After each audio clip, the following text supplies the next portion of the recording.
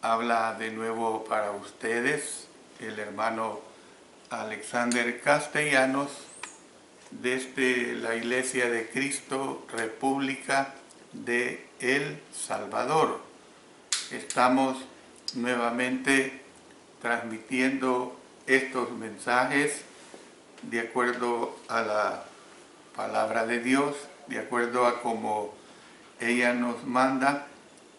Sabemos, hermanos y amigos, que estamos en tiempos muy diferentes. El día no cambia. ¿Por qué no cambia? Porque es el día domingo, día de alabanza, día de adoración a nuestro Señor. Es la realidad. Estamos alabando a nuestro Señor. Claro, las circunstancias son totalmente diferentes y lo sabemos por la pandemia que azota no solo a la nación de El Salvador, sino al mundo entero. En las noticias últimas que hemos estado recibiendo, ya son más de 205 países afectados por esta pandemia. Ya en nuestro país, a la noche última, la noche pasada, ya hay 24 casos confirmados.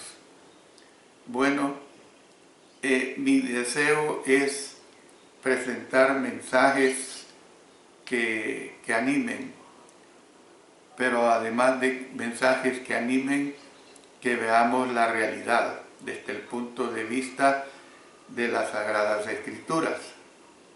Entonces, hoy vamos a ver la tercera parte de las lecciones que estoy dando en relación a las pandemias. Y vamos a ver lo que corresponde a una interrogante: pandemia, desastres naturales. ¿Qué es lo que nosotros tenemos que concebir al respecto de esta situación? Bueno, en tiempos del Antiguo Testamento, Dios castigó a su pueblo o los instó a arrepentirse enviando desastres naturales como el hambre, como la sequía, o permitiéndoles ser oprimidos por sus enemigos.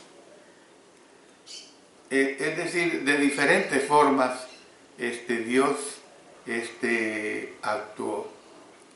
Ahora bien, la interrogante es: ¿actúa Dios de la misma manera hoy? Preguntémonos eso: ¿actúa Dios de la misma manera hoy?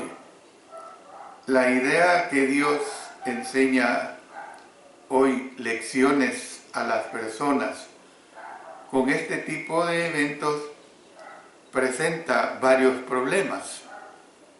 En primer lugar, ninguna nación terrenal hoy equivale al Israel del Antiguo Testamento. El mundo hace una diversidad de concepciones. Por ejemplo, el hecho de que la nación de Israel en esta pandemia casi no ha sido dañada, muchas personas piensan: no, es que es la nación, es el pueblo de Dios. Y como es el pueblo de Dios, Dios le está bendiciendo. Déjenme decirles que Israel dejó de ser el pueblo de Dios desde que el Señor Jesucristo clavó el antiguo pacto en la cruz. Ahora el pueblo de Dios es su iglesia. ¿Y quién es su iglesia? Su iglesia es los que se someten a hacer la voluntad de Dios, la voluntad del Señor Jesucristo. Ese es el pueblo de Dios. Entonces, la iglesia, no cualquier nación física, ni mucho menos Israel, es el pueblo escogido de Dios hoy en día. ¿Ve? Usted puede pasar a formar parte de ese pueblo de Dios si se somete a la voluntad de Dios.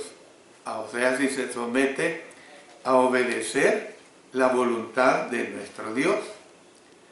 Además, las promesas del Antiguo Testamento eran muy diferentes a las promesas del Nuevo Testamento.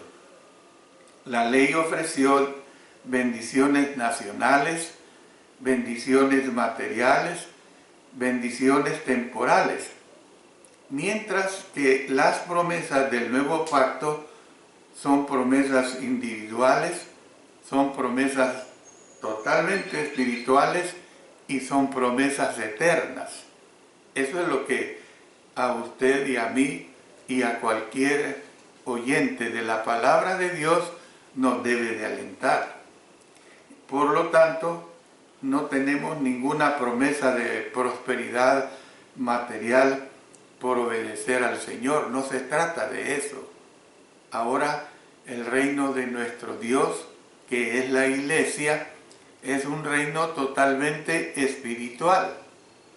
Entonces, en vista de que todas las naciones son pecadoras, un desastre que afecta a una nación no prueba que la nación sea más pecadora que otra. Porque, como lo dije hace unos momentos, pueda que una nación no esté siendo dañada tan fuertemente en comparación con otra nación. Entonces no tenemos que llegar a conclusiones erróneas. No podemos hablar con certeza en cuanto a las razones por las que Dios envía o permite. Quiero hacer la diferencia entre envía o permite. Envía o permite desastres para plagar a ciertas naciones. Dios, a través de la historia de la humanidad, ha permitido desastres, han habido plagas, han habido situaciones anómalas.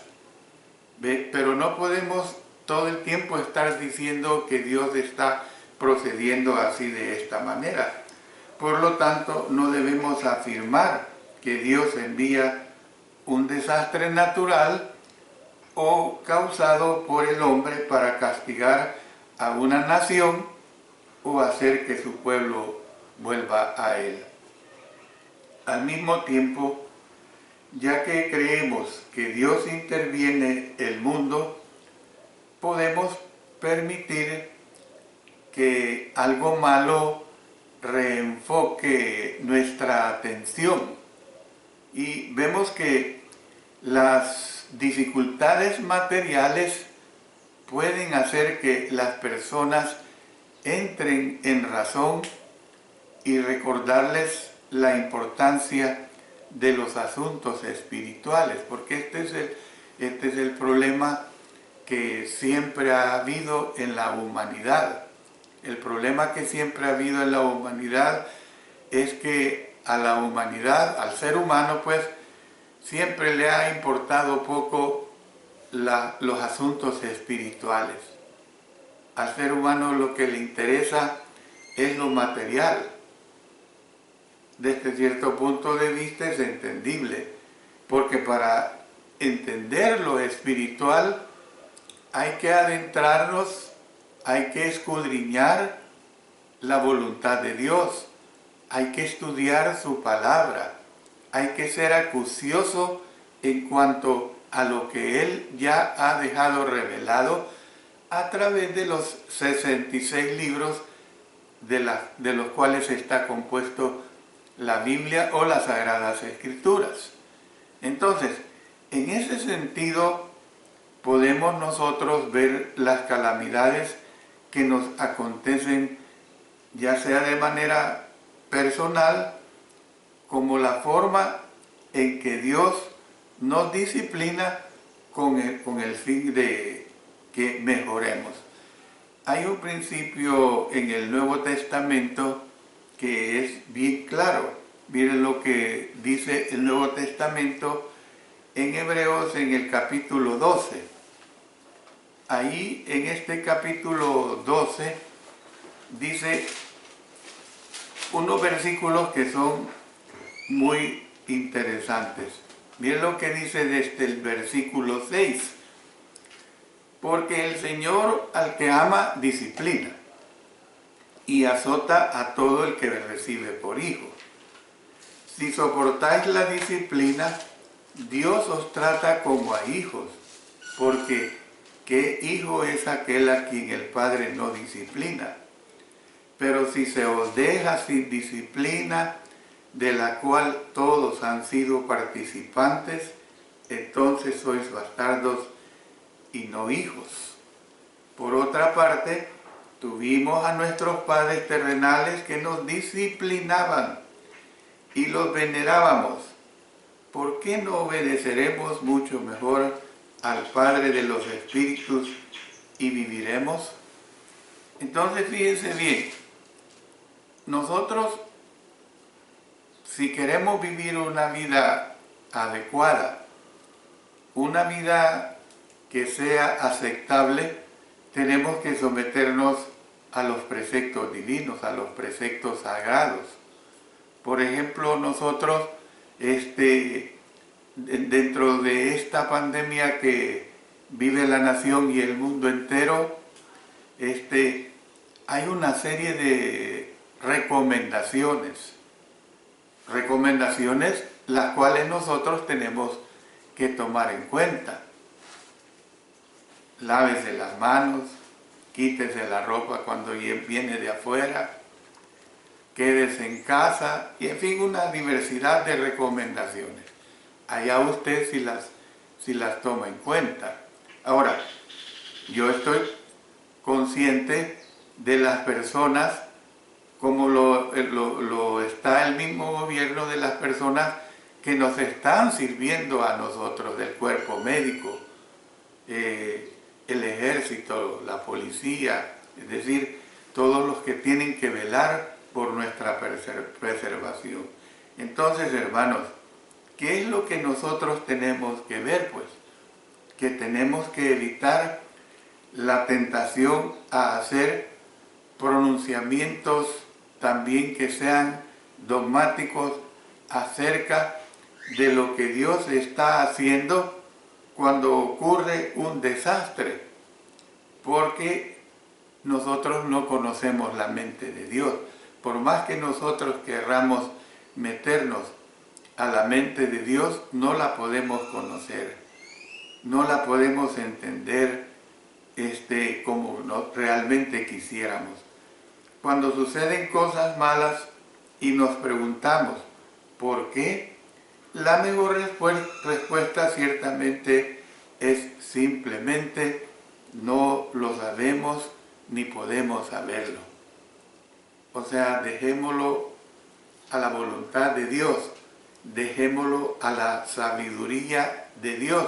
Y esto no es que nosotros seamos marionetas, sino que nosotros tenemos que comprender que hay muchas cosas que no están al alcance de esta mente humana. Entonces, hermanos, cuando suceden cosas malas y nos preguntamos por qué, la mejor respuesta ciertamente es simplemente no lo sabemos ni podemos saberlo.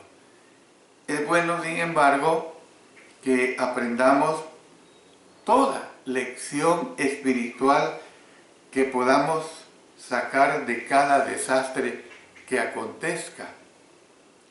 Por ejemplo, mire, hoy nosotros estamos pasando esta situación que es realmente muy dura, muy difícil. ¿Qué lección nosotros podemos sacar de ello? La lección que podemos sacar es reflexionar. ¿En qué sentido? Reflexionar en relación a nuestra vida. ¿En relación a quién? En relación a Dios. Reflexionar si estamos haciendo su voluntad, si estamos teniendo tan siquiera una pizca por conocerle a Él. Mire, esta semana he estado estudiando y viendo qué es lo mejor que pueda dar de palabras de ánimo, palabras de aliento a la nación, palabras de aliento al mundo entero, palabras de ánimo a los hermanos, amigos, personas que me escuchan. Y he estado estudiando acerca de el libro de Amós, específicamente en el capítulo 4. Ahí hay una serie de situaciones que son muy sabias, situaciones que precisamente se dieron para la nación judía, cuando esta nación era una nación que Dios le daba una protección especial. Bueno, en este capítulo, el profeta Amós denunció a la clase dominante de Israel, porque oprimía a los pobres. Declaró la inutilidad de sus sacrificios y reveló que debido a que se habían negado a arrepentirse, no tardarían en confrontar a Dios en juicio. Y esto es lo que nosotros tenemos que comprender, hermanos. Leamos primeramente los versos 1 al 3. Ahí vemos lo que dice Amós: oíd esta palabra, vacas de Basán, que estáis en el monte de Samaria, que oprimís a los pobres y quebrantáis a los menesterosos, que decís a vuestros señores, traed y beberemos. Jehová el Señor juró por su santidad. He aquí vienen sobre vosotras días en que os llevarán con ganchos, y a vuestros descendientes con anzuelos de pescador, y saldréis por las brechas una tras otra, y seréis echada del palacio, dice Jehová. ¿Qué es lo que aquí se está presentando, hermanos? Se está presentando la opresión de los menesterosos. Y miren, yo le presento este análisis que aquí se está dando. En el versículo 1, hablando de esta opresión de los menesterosos, o sea, esa opresión a los necesitados, aquí en este versículo 1 se ve un sermón de Amós cuyo tema es el juicio y que está encabezado por el mandamiento aleccionador que dice: oíd esta palabra. Entonces, el profeta Amós usó la ironía o el sarcasmo. La ironía o el sarcasmo son figuras de lenguaje que llevan un doble sentido para transmitir una verdad. Entonces usa la ironía o el sarcasmo cuando se dirigía a un grupo determinado de personas. Y este grupo las llamó vacas de Basán. Mire, yo con solo leer la frase vacas de Basán ya lo siento ofensivo. Yo creo que el epíteto de llamar al sexo femenino de vaca es ofensivo. No sé por qué, es como cuando a un hombre se le llame perro. Es ofensivo. Entonces, la llamó vacas de Basán, dice que estáis en el monte de Samaria. ¿Quiénes eran estas vacas de Basán? Eran las esposas ricas de la clase dominante de Samaria, la capital del reino del norte que se situaba sobre un monte. Basán era el territorio al este del río Jordán, donde la media tribu de Manasés se asentó originalmente. y se le conocía por su excelente tierra de pastoreo y por su ganado de grasa. Entonces, aunque las vacas de Basán eran las mejores vacas de Israel, el epíteto ciertamente no constituía ningún elogio para estas mujeres.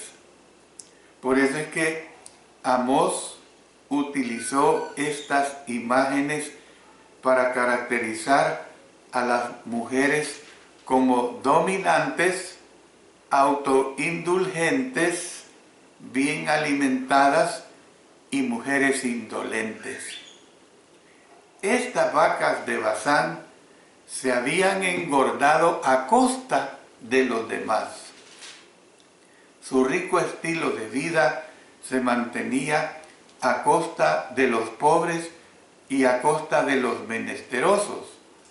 No únicamente sus maridos, o sea, los líderes de Israel, oprimían y quebrantaban a los miembros más débiles de la sociedad, también estas mujeres llamadas vacas de Basán, también ellas lo hacían. Entonces, es posible pues que estas mujeres oprimían a los pobres indirectamente en que sus demandas lujosas hacían que sus maridos hicieran mal a los pobres para ellas poder tener suficiente para satisfacer a sus codiciosas esposas.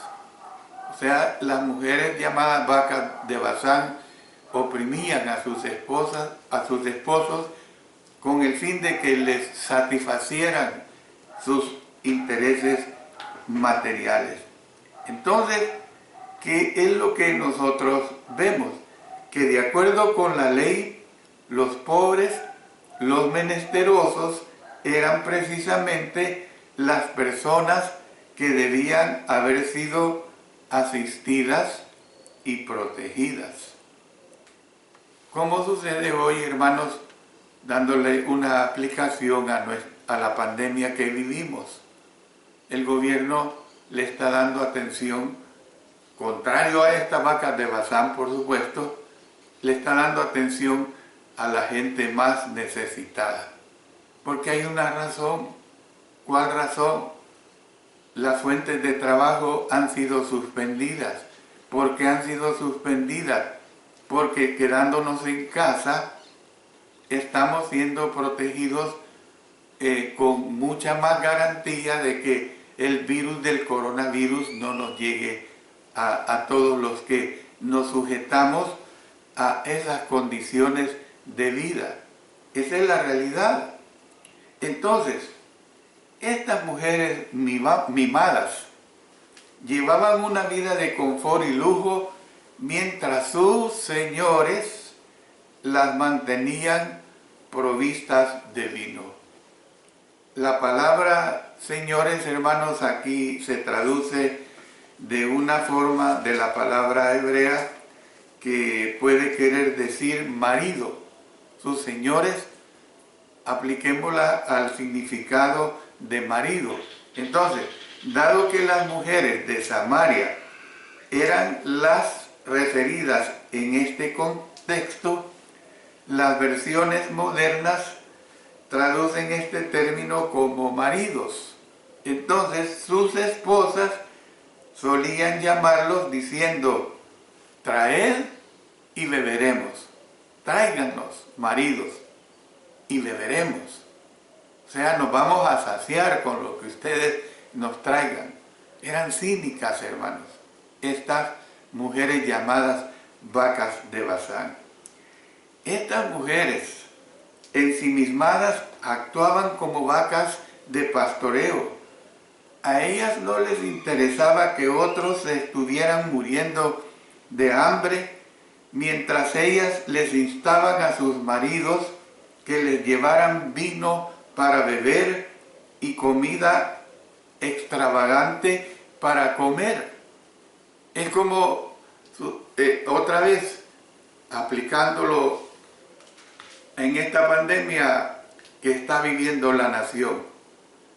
como que si los ricos les importara poco que haya comida para la nación en general, y que lo que les interesa más es tener ellos sus alacenas llenas, sus negocios llenos, de dónde hacer más ganancias. Esta era la actitud de estas mujeres y por eso estaban siendo condenadas, y el profeta Amós les da con el dedo en la llaga. Por eso ahí en el versículo 2 se nos hace ver que Dios castigaría al pueblo de Israel por tales abusos.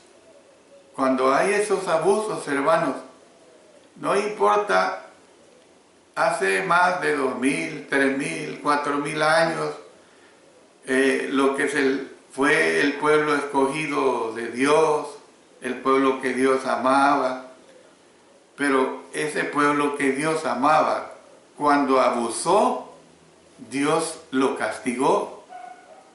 Y así va a ser siempre, hermanos. Dios castiga a todo pueblo por los abusos que se pueden dar. Su inminente cautiverio, que es profetizado aquí en este versículo, hermanos, era seguro, porque Jehová el Señor había jurado por su santidad llevarlo a cabo. Si Dios, hermanos, promete bendición, la cumple. Si Dios promete castigo, lo cumple. Ahora, cumple el castigo porque, bueno, yo ya dije que voy a castigar y si no castigo voy a quedar mal. No. Dios cumple su castigo porque detrás de ello ha habido una desobediencia. Eso es lo que nosotros tenemos que comprender de parte de nuestro Dios. Dios no es un Dios sádico. Dios no es un Dios masoquista. Dios no es un Dios que se complace en ver el sufrimiento de quienes Él bendice en determinada ocasión y que en determinada ocasión se complace por castigarlos. No existía verdad más segura que la verdad de que Dios haría lo que había jurado hacer. O sea, lo que Él había prometido hacer. La hora se acercaba cuando los israelitas serían llevados al cautiverio, dice, con ganchos de carne y anzuelos de pescador.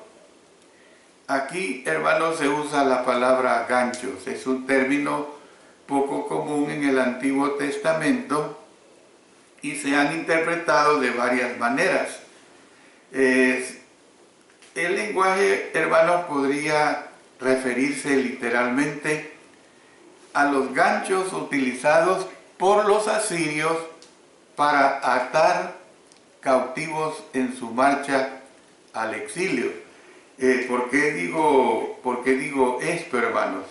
Que en el caso del rey Esardón, dice que mantuvo con cuerdas a 2 cautivos reales, cada uno con un aro a través de su labio inferior. O sea, les ponía ganchos aquí, hermanos. Imagínense, era una tortura realmente horrible. Entonces, se dice que relieves asirios retratan a prisioneros de guerra siendo llevados al cautiverio con cuerdas, con ganchos que perforan ya sea sus narices o sus labios inferiores, hermanos. Imagínense ustedes lo duro de ese castigo. Entonces, los muros de Samaria, aquí en el versículo 3 habla, los muros de Samaria serían al menos parcialmente demolidos y el pueblo sería sacado por las brechas en los muros. Yo les explico sobre esto. El texto habla específicamente de que las mujeres ricas, ¿cuáles mujeres ricas? Hermanos, las vacas de Basán. serían quitadas una tras otra. Entonces, los muros rotos podrían facilitar la evacuación de la ciudad y los cautivos serían llevados a través de las brechas cuando fueran conducidos a sus nuevos hogares. Entonces, después de ser retiradas de Samaria, estas mujeres, cuando se nos habla de que serían echadas del palacio, es que irían, como quien dice, en cautividad. El término echadas puede utilizarse para ser enviadas cautivos o cautivas al exilio. Miren lo que dice, vamos a auxiliarnos con Jeremías capítulo 22 y vamos a leer el versículo 28. Dice acá: ¿es este hombre Conías una vasija despreciada y quebrada? ¿Es un trasto que nadie estima? ¿Por qué fueron arrojados él y su generación y echados a tierra que no habían conocido? Hermanos, está hablando el ser echados, era el ser exiliados. ¿Ve? Entonces, serían echadas pues del palacio estas mujeres de Basán. Entonces vemos que esta situación, hermanos, fue una situación realmente muy dura. Y por eso es que nosotros vemos que se entró a una situación de una adoración que fue totalmente inaceptable. Fue una situación que Dios no pudo soportarla.